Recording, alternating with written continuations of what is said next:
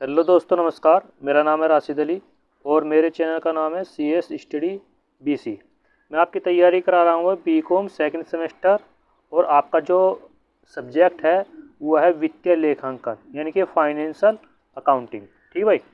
तो इसमें मैंने कल एक वीडियो बना करके डाली थी कि भाई जो आपका पहला चैप्टर है लेखांकन एक परिचय, और उसमें सबसे पहले जो परिचय कराना था आपका वो कराना था श्री सुब्रमण्यम अय्यर के नाम से। ठीक है भाई, श्री कल्याण सुब्रमण्यम अय्यर के नाम से मैंने आपको एक इंट्रोडक्शन कराया था और उनकी हिस्ट्री के बारे में बताया था कि वाणिज्य लेखाशास्त्र की शिक्षा किसने स्टार्ट करी, कहाँ करी, कैसे करी। ठीक है, उन सब के बारे में डिटेल से मैंने आपको बताया है और उनसे संबंधित जो भी क्वेश्चन बने हैं, ठीक है, 18-20 क्वेश्चन बने हैं, वो मैंने आपके सामने भी प्रस्तुत किए हैं। ठीक है भाई, अगर आपको वीडियो अच्छी लगी हो तो भाई लाइक कमेंट कीजिए और भाई चैनल पर नए हो तो चैनल को जरूर से जरूर सब्सक्राइब कर लीजिए, क्योंकि ऐसे ही आपके डेली आपके लिए सेकंड सेमेस्टर के जितने भी सब्जेक्ट है, ठीक है, बिजनेस मैनेजमेंट हो गया, फाइनेंशियल अकाउंट हो गया और इकोनॉमिक्स हो गया, इन सब के लिए धीरे धीरे आपके पास वीडियो आती रहेगी।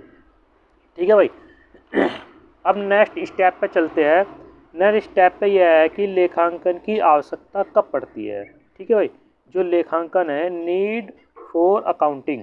और सबसे पहले एक चीज़ और कही है कि भाई जो अकाउंटेंसी के जनक है, ठीक, भारत में जो अकाउंटेंसी के जनक है वो श्री अय्यर है। ठीक है, S अय्यर। कहने का मतलब ये है कि श्री कल्याण सुब्रमण्यम अय्यर। ठीक है, जो अकाउंटेंसी भारत में अकाउंटेंसी के जन्मदाता है वो श्री अय्यर है। ठीक है, एक तो यहाँ एक क्वेश्चन बनता है कि भाई अकाउंटेंसी के जन्मदाता कौन है, तो भारत में अकाउंटेंसी के जो जन्मदाता हो जाएंगे वो हो जाएगा श्री अय्यर, यानी कि श्री कल्याण सुब्रमण्यम अय्यर। ठीक है भाई।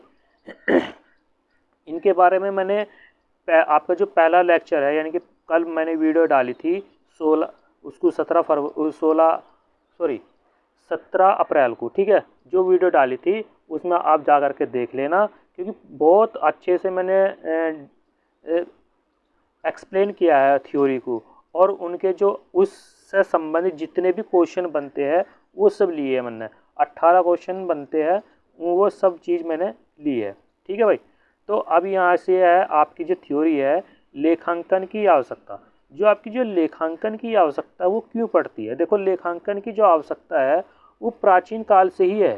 ठीक है, हमारा जो भारत है वो बहुत विविधताओं का देश है। ठीक है, प्राचीन काल से यहाँ से इस चीज़ की आवश्यकता पड़ती है। पहले जो लेखे हुए करते थे वे भी इसी तरह हुआ करते थे, उनके लिए भी एक अलग से एक्सपर्ट बुलाया जाता था कि भाई आप इस चीज़ को संभालोगे, इकोनॉमिक्स को संभालोगे, ठीक, आप शिक्षा व्यवस्था को संभालोगे, आप राज व्यवस्था को संभालोगे। ठीक है, तो इस तरह की चीज़ों को हर चीज़ को देखते हुए प्रयोग हुआ करते थे। ठीक है भाई।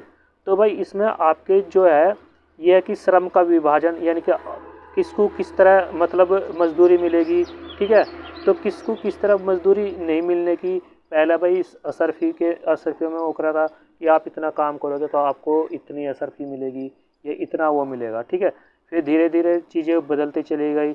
अब आधुनिक समय है, तो आधुनिक समय में क्या है भाई, अब पैसे का लेन देन है, क्योंकि अब पैसे का क्या, अब तो डिजिटल मार्केटिंग आ गई है, क्योंकि आप डिजिटल ई-कॉमर्स के माध्यम से आप अपना पैसा लेन देन एक अकाउंट से दूसरे अकाउंट में ट्रांसफ़र कर सकते हो। पहले ऐसा नहीं था। ठीक है, तो धीरे धीरे चीज़ें बदलती है। और एक अच्छी कोटेशन यहाँ से बताई गई है, वीडियो ज़्यादा लंबी नहीं होने की आपके लिए, बहुत सफिशेंट वीडियो होने वाली है। अब देखो ये कोटेशन है कि पहले लिख और पीछे दे, भूल पड़े तो कागज़ से। वो बात बिल्कुल सही है। अब जो भी लेन देन होता है वो कागज़ के माध्यम से ही होता है। किसके माध्यम से होता है, कागज़ के, क्योंकि जो हमारी करेंसी है, भारत की जो करेंसी है, ज़्यादातर जो करेंसी है वो कागज़ से बनी हुई है। ठीक है, पहले तो भाई सिक्के चला करते थे चांदी के, ठीक है, तांबे के, सोने के, असरफियाँ चला करती थी, तो उस टाइम पर लेन देन जो हुआ करता था वो हुआ करता धातुओं में। ठीक है, अब वर्तमान स्थिति में अब जो यानी कि आपकी जो 21वीं सदी चल रही है, इसमें जो आपका लेन देन होता है वो होता है कागज़ के माध्यम से। यानी कि नोटों के द्वारा। ठीक है भाई, सॉरी।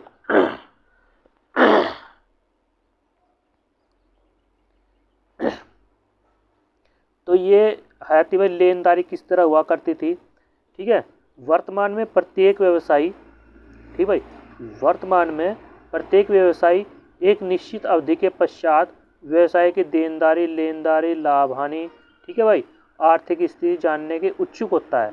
बिल्कुल सही बात है कि प्रत्येक व्यक्ति ये चाहता है कि भाई जो मेरी संस्था है, ये जो मैंने फर्म खोली है, कंपनी खोली है, या छोटी सी दुकान ही खोल ली है, ठीक है, उसमें वो चाहता है कि मेरी लेनदारी, यानी कि मैंने दिया कितना है, लिया कितना है, और मुझे कि 6 महीने में, 2 महीने में या 1 महीने में लाभ कितना हुआ है। ठीक, और मेरी स्थिति कैसी है कि क्या ये मेरा जो मैंने अपना बिजनेस स्टार्ट किया है वो आगे से कितना प्रोग्रेस करेगा। तो उस चीज़ को देखते हुए ये बिल्कुल, ये क्या है, एक वैज्ञानिक पद्धति संभव थी। वैज्ञानिक पद्धति है क्योंकि इसमें पता लगता है कि भाई कौन सी चीज़ कैसे प्रोग्रेस करेगी। सबसे बड़ी बात है, प्रत्येक मैनेजर या प्रत्येक प्रबंधक जो भी कंपनी या किसी भी चीज़ को चलाता है वो चाहता है कि मेरा माल सबसे ज़्यादा बिके। ठीक है भाई, तो इसी चीज़ को देखते हुए कि भाई अकाउंटिंग का काम कैसे किया जाए, ठीक है, उसमें कैसे विनियोजन किया जाए। अब देखो, लेखांकन की जो आवश्यकता है केवल व्यवसाय के स्वामी के लिए ही नहीं है। ठीक, जो लेखांकन है, अकाउंटिंग का काम है, वो किसके लिए नहीं, जो व्यवसाय के स्वामी है वहाँ तक सीमित नहीं है। जो सीमित है लेनदारों हो गए, विनियोजक हो गए, बैंक वित्तीय संस्थाएं होगी, सरकार होगी।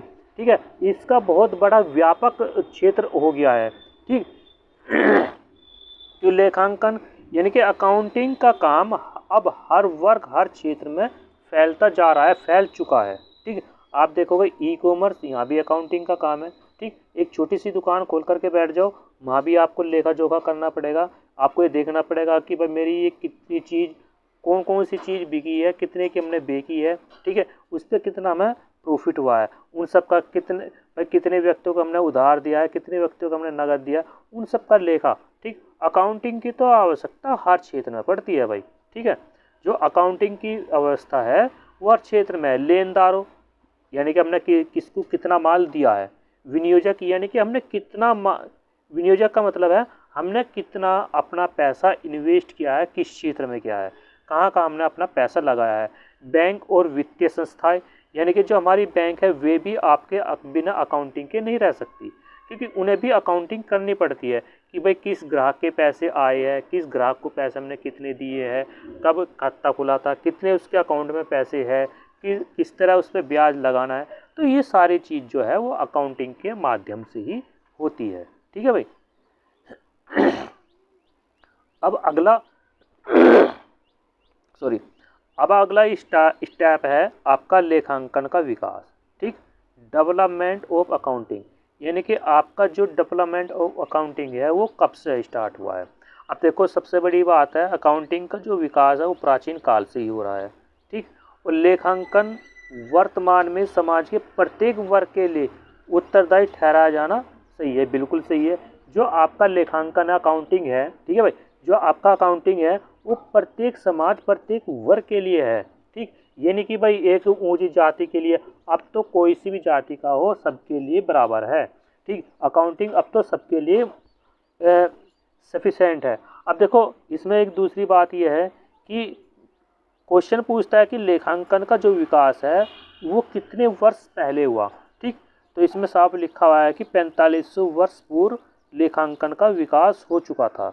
और कहाँ कहाँ हुआ था, बेबीलोनियन में हुआ था। ठीक, वैदिक सभ्यता में भी हुआ था, और जो मनु संहिता है, ठीक, उसमें आदि का उल्लेख मिलता है। लेखांकन का कहाँ कहाँ उल्लेख मिलता है, बेबीलोनियन में मिलता है, वैदिक सभ्यता में मिलता है, मनु संहिता में मिलता है। ठीक है, इन सब जो आपका लेखांकन का विकास है वो 4500 ईसा पूर्व से है। ठीक, और 1 2 3 4 जगह इसका उल्लेख मिलता है, क्योंकि बेबीलोनियन जो है ये भी प्राचीन है, वैदिक सभ्यता, हमारे देश में वैदिक सभ्यता यानी कि सबसे पुरानी सभ्यता है। ठीक, फिर उसके बाद मनु संहिता है। तो इन सब का जो उल्लेख है वो कहाँ मिलता है, वो मिलता है आपका 4500 ईसा पूर्व में। ठीक, फिर अब बात आती है कि पुष्ट पालन की जो आधुनिक पद्धति है वो किस नाम से है, वो है दोहरा लेखा प्रणाली। उसको इस नाम से भी जानते हैं द्विप्रविष्टि प्रणाली। ठीक, और इसका जो उदय हुआ था वो 15वीं शताब्दी के अंत में जाकर हुआ था, यानी कि 1494 उस टाइम पे, यानी कि 1494 जो थी, यानी कि जो 14वीं शताब्दी थी उसका अंत होने को था, यानी कि 15वीं शताब्दी बोलते हैं उसको, 15वीं शताब्दी का अंत होने को था। ठीक, इसका जो सर्वप्रथम प्रयोग किया था वो इटली के वेनिस नगर, और जो ये गणितज्ञ थे ल्यूकस पेसोली, ये एक बहुत बड़े गणितज्ञ थे लूकस पेसोली। इन्होंने एक पुस्तक पालन की शुरुआत करी, और इनकी जो पहली पुस्तक थी वो ड्यू क्यूमिटिसेट स्क्रिप्चिस, जनरल खाता भाई। ठीक, उनके नाम से इन्होंने ये पुस्तक लिखी गई थी भाई। ठीक, फिर उसके बाद इसमें थोड़ा सा संशोधन हुआ। सन 1543 में इसका अंग्रेजी अनुवाद हुज ओल्ड कैसल ने करा। ठीक भाई, यानी कि इसने ये इसके रोमन भाषा में लिखी गई होगी। ठीक, क्योंकि इटली है और इटली जो है वो रोमन है और रोमन भाषा में लिखी गई है, तो उसका अनुवाद अंग्रेजी में किसने करा, हुज ओल्ड कैसल ने करा था भाई। ठीक, और ये इस हुज ओल्ड कैसल जो थे वो थे इंग्लैंड के, क्योंकि इटली के बाद इंग्लैंड में ये प्रणाली अपनाई गई थी। ठीक है भाई, कहाँ अपनाई गई थी, इंग्लैंड में अपनाई गई थी। और ये भाई थी 17वीं शताब्दी में, कहाँ थी भाई, जो थी 17वीं शताब्दी में यूरोप में 1605 प्रकाशित हॉलैंड के स्टेविन पुस्तक तथा इंग्लैंड के मालिनेस 1622, 1636 और 1656 इनमें इन पुस्तकों का प्रकाशन करा था। ठीक है भाई, अब इनसे संबंधित थ्योरी, ठीक भाई, आपका जो है ये लेखांकन की आवश्यकता और लेखांकन का विकास, इससे संबंधित जो क्वेश्चन बनते हैं वो इस प्रकार है। क्वेश्चन नंबर 19, क्योंकि क्वेश्चन नंबर 18 तक का मैंने आपको इंट्रोडक्शन करा दिया था, क्वेश्चन आपको बता देते कि भाई आपका जो क्वेश्चन 18 है, यानी कि सुब्रमण्यम जो अय्यर था उनका जो इंट्रोडक्शन था उससे संबंधित जो भी क्वेश्चन बने थे वो मैंने आपके पास कल जो वीडियो अपलोड की थी उसमें कर दिए थे।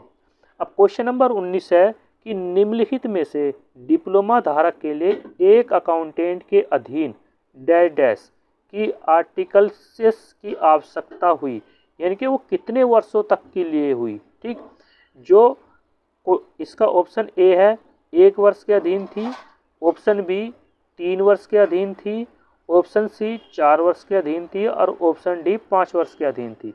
यानी कि जो अकाउंटेंसी की जो डिप्लोमा था उस टाइम पे वो कितने वर्ष के लिए अधीन था, यानी कि जो उसका पूरी पढ़ाई जो थी उसकी जो प्रैक्टिस थी वो कितने वर्ष के लिए अधीन थी, तो भाई 3 वर्ष के लिए अधीन थी। इसमें कोई ऑप्शन नंबर बी राइट हो जाएगा भाई इसमें।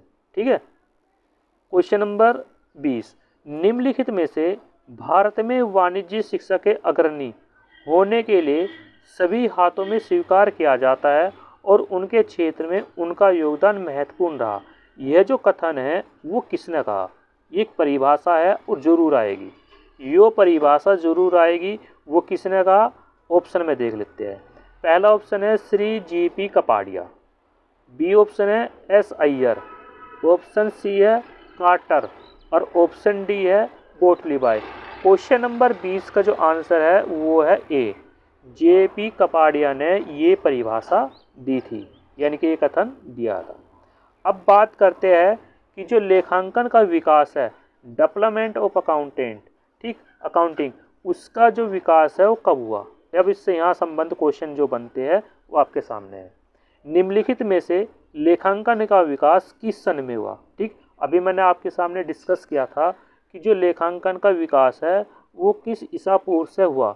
ऑप्शन ए 2200 ईसा पूर्व, ऑप्शन बी सन 4500 ईसा पूर्व, ऑप्शन सी सन 1500 ईसा पूर्व और ऑप्शन डी सन 5000 ईसा पूर्व।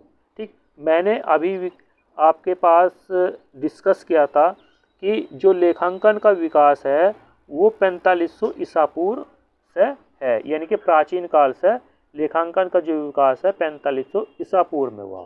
ठीक। क्वेश्चन नंबर 22, निम्नलिखित में से लेखांकन का उल्लेख किस किस सभ्यता में मिला। ठीक। अब ये भी आपके सामने मैंने डिस्कस किया था कि कौन कौन सी सभ्यता है जहाँ जहाँ इसका विकास या उल्लेख मिलता है, यानी कि कहाँ कहाँ लेखांकन का उल्लेख किन किन सभ्यताओं में मिलता है।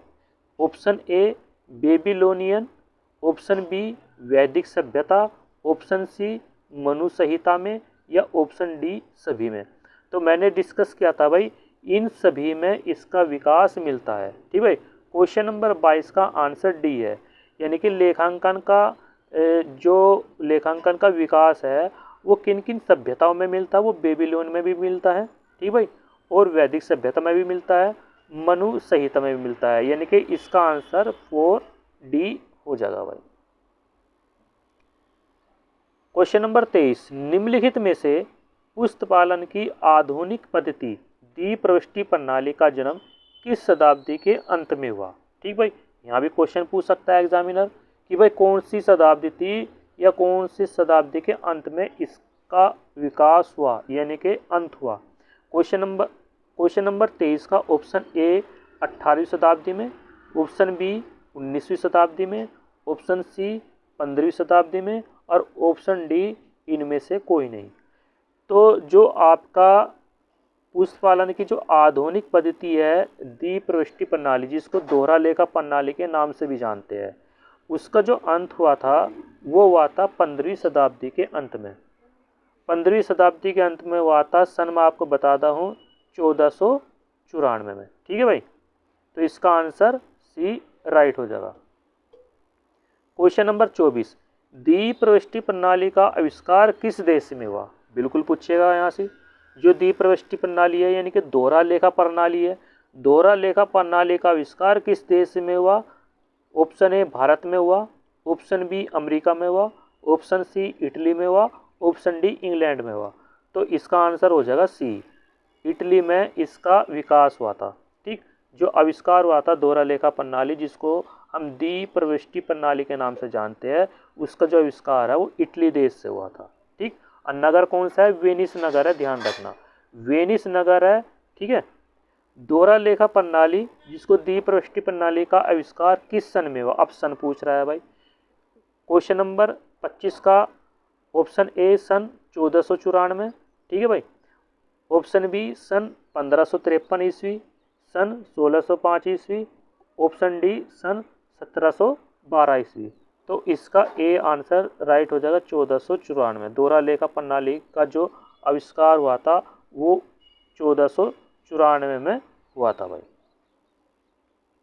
क्वेश्चन नंबर 26, दोहरा लेखा प्रणाली यानी कि द्विप्रविष्टि का जन्म या जनक कौन थे। ठीक है। कौन था यानी कि जिसने इसका आविष्कार किया था। Option A Lucas Pacioli, option B SIR, option C Batliboi, और ऑप्शन डी इनमें से कोई नहीं। तो इसका जो आंसर आ जाएगा वो आ जाएगा ए। देखो भाई इतने आपके रिफ्रेशर या मॉडल छपके आते हैं, इतने तो मैं आपकी तैयारी बहुत अच्छे से करा दूंगा। ठीक है। जो फाइनेंशियल अकाउंटिंग क्या है, जो यानी कि जो भी आपके सब्जेक्ट है, यानी कि बिजनेस मैनेजमेंट हो गया, फाइनेंशियल अकाउंट हो गया, कंप्यूटराइज अकाउंटिंग हो गया, ठीक है, और ई कॉमर्स हो गया, उनकी तैयारी मैं अपने चैनल के माध्यम से करा रहा हूँ। ठीक है। इतने आपके रिफ्रेशर या मॉडल छपकाते हैं, इतने तो मैं आपकी तैयारी बहुत बेहतरीन करा दूंगा अपने चैनल के माध्यम से। अगर चैनल पर नहीं हो, बीकॉम सेकंड सेमेस्टर के स्टूडेंट, कोई भी स्टूडेंट हो सेमेस्टर का हो, उनकी तैयारी मैं अपने चैनल के माध्यम से करा रहा हूँ। ठीक है। और भाई आपसे गुजारिश है चैनल को ज़्यादा से ज़्यादा सब्सक्राइब कीजिए और अपने यार दोस्तों में भी इस वीडियो को, इस चैनल को शेयर कीजिए, क्योंकि ये जो क्वेश्चन करा रहा हूँ सीधे इसी तरह से क्वेश्चन आपके एग्जाम में पूछे जाएंगे। ठीक है भाई। इससे बाहर तो आपके क्वेश्चन आने के नहीं। आप जब रिफ्रेशर या मॉडल लाओगे वहाँ भी इसी टाइप के क्वेश्चन आपको उनमें देखने को मिलेंगे। ठीक है भाई। तो आपका इसमें क्वेश्चन नंबर 26 का आंसर ए हो जाएगा। क्वेश्चन नंबर 27, निम्नलिखित में से डी कम्यूसेट स्क्रिप्ट नामक पुस्तक किसने लिखी। ठीक है भाई। इसमें ज़रूर आ सकता है कि भाई इस पुस्तक किसने लिखी। ऑप्शन ए एसआईआर ने लिखी, ऑप्शन बी बोटली बाई ने लिखी, ऑप्शन सी लूकस पेसियोली ने लिखी और ऑप्शन डी जीपी कपाडे ने लिखी। तो ये जो पुस्तक लिखी थी वो लिखी थी लूकस पेसियोली ने, ठीक है भाई। डी कम्यूसेट स्क्रिप्चर्स जो नामक पुस्तक है, ठीक, वो लूकस पेसियोली ने लिखी थी, ठीक है, ध्यान रखना भाई इस चीज़ का। क्वेश्चन नंबर 28, निम्नलिखित में से लेखांकन की विशेषताएं प्रमुख है। अब इसमें विशेषताएं भी जरूर पूछेगा, विशेषताएं की जगह लक्षण भी दे सकता है, ठीक। तो जो लेखांकन की विशेषताएं है उनके बारे में भी जरूर पूछेगा। ऑप्शन ए आर्थिक घटनाएं, ऑप्शन बी मापन, ऑप्शन सी अभिलेखन और ऑप्शन डी उपयुक्त सभी। क्वेश्चन नंबर 28 का आंसर डी राइट हो जाएगा, क्योंकि सभी की सभी इसकी भी विशेषताएं है। क्वेश्चन नंबर 29, पुस्त पालन का आशय है। अब पुस्त पालन का आशय पूछ रहा। ऑप्शन ए पुस्तकों को रखना, ऑप्शन बी पुस्तकों की अलमारी में रखना, ऑप्शन सी हिसाब किताब की पुस्तकों को अलमारी में रखना, या ऑप्शन डी व्यावसायिक लेन देन का हिसाब पुस्तकों में रखना, ठीक है। अब देखो, जो पुस्त पालन का आशय है, ना तो पुस्तकों को रखना होता है, ठीक, और ना ही पुस्तकों की अलमारी में रखना होता है, ना हिसाब किताब की पुस्तकों को अलमारी में रखना होता है, इसलिए ऑप्शन डी राइट हो जाएगा, ठीक है भाई। व्यावसायिक लेन देन का हिसाब पुस्तकों में लिखना होता है। क्या होता है? लिखना होता है। तो इसका ऑप्शन डी राइट हो जाएगा भाई। क्वेश्चन नंबर 30, लेखांकन सूचनाओं के उपयोगकर्ताओं में शामिल है, ठीक भाई। अब लेखांकन की जो सूचनाएं है और उनके जो उपयोगकर्ता है वो कौन कौन है, कौन कौन इसमें शामिल है। ऑप्शन ए कर्मचारी, ऑप्शन बी विनियोजक, ऑप्शन सी सरकार, या ये सभी। तो इसमें भाई सारे के सारे इसमें शामिल हो जाएगा, ऑप्शन डी आपका राइट हो जाएगा। क्वेश्चन नंबर 31, पुस्त पालन की प्रमुख विशेषताएं निम्न में से कौन सी है, ठीक भाई। अब इसमें प्रमुख विशेषताएं पूछ ली। ऑप्शन ए मौद्रिक व्यवहार, ऑप्शन बी संस्था द्वारा, ऑप्शन सी तिथिवार और ऑप्शन डी उपरोक्त सभी। क्वेश्चन नंबर 31 का भी आंसर आपका डी राइट हो जाएगा, उपरोक्त सभी, ठीक है भाई। क्वेश्चन नंबर 32, पुस्त पालन है। पुस्त पालन है कला है, ऑप्शन बी विज्ञान है, ऑप्शन सी ए और बी दोनों है और ऑप्शन डी इनमें से कोई नहीं। तो क्वेश्चन नंबर 32 का आंसर आपका सी हो जाएगा, ए और बी। पुस्त पालन कला भी है और विज्ञान भी है, ठीक है भाई। क्वेश्चन नंबर 33, निम्नलिखित में से पुस्त पालन व्यापारिक व्यवहारों को निश्चित पुस्तकों में लिखने की एक कला है। ये परिभाषा है, यानी कि ये कथन किसने करा, किसने दिया।